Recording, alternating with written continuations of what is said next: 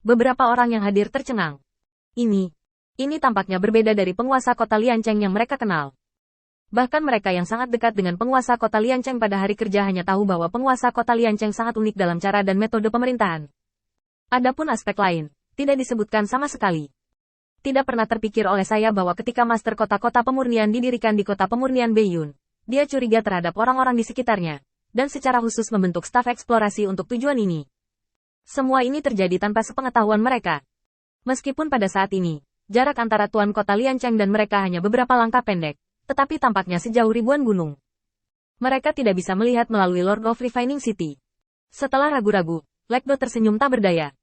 Aku sekarat, dan kamu tidak memiliki kata kebenaran di mulutmu. Penguasa kota Liancheng tersenyum ringan pada ejekan Lekdo, tetapi dia tidak memasukkannya ke dalam hati. Meskipun banyak orang telah tersesat kali ini, orang-orang yang dibawa kali ini kebanyakan tua dan lemah, dan mereka bahkan bukan elit di kota penyempurnaan Beiyun.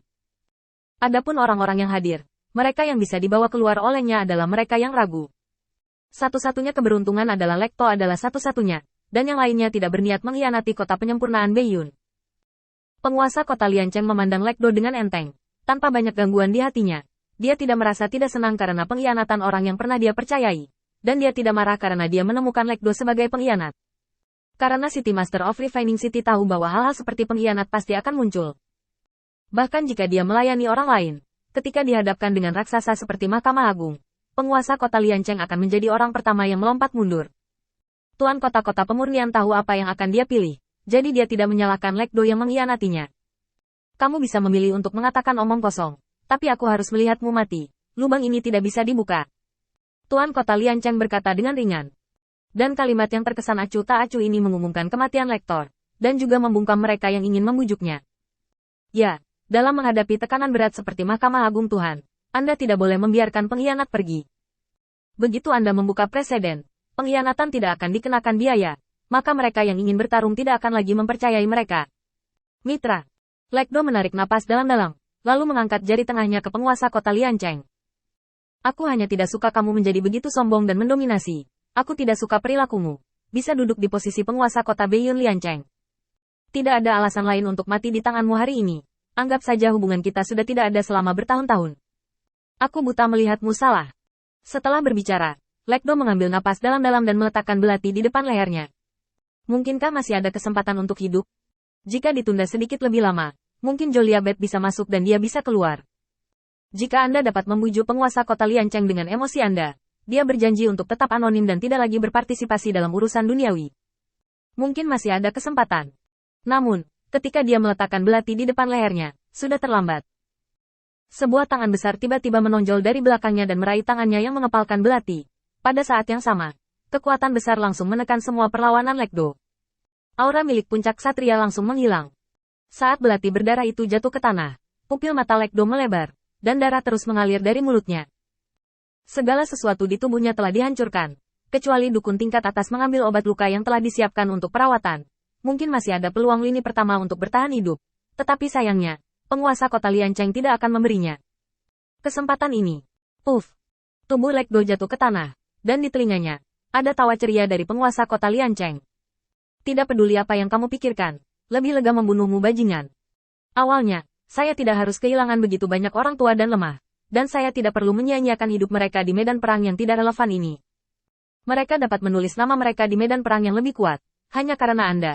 Hanya karena dari kamu idiot, saudara yang dikhianati. Jika kamu pikir aku tercela, maka selamat, kamu benar. Tuan kota Liancheng tersenyum ringan. Menoleh untuk melihat orang-orang yang gemetaran itu, sudut mulutnya sedikit terangkat. Masalah ini tidak ada hubungannya denganmu. Aku masih mengatakan hal yang sama. Bala bantuan akan tiba malam ini, dan kemudian kamu dapat yakin untuk menemukan tempat untuk beristirahat. Aku tahu kamu dan Lekdo memiliki beberapa persahabatan. Setelah kamu melarikan diri malam ini, kamu tidak ingin bergaul denganku, menjaga penyamaran namamu, menyingkir, dan jangan tunda aku dengan saudara-saudaraku untuk membuat nama untuk diri mereka sendiri. Jika Anda memberitahu saya siapa yang berkolusi dengan Mahkamah Agung, jangan salahkan saya karena kejam.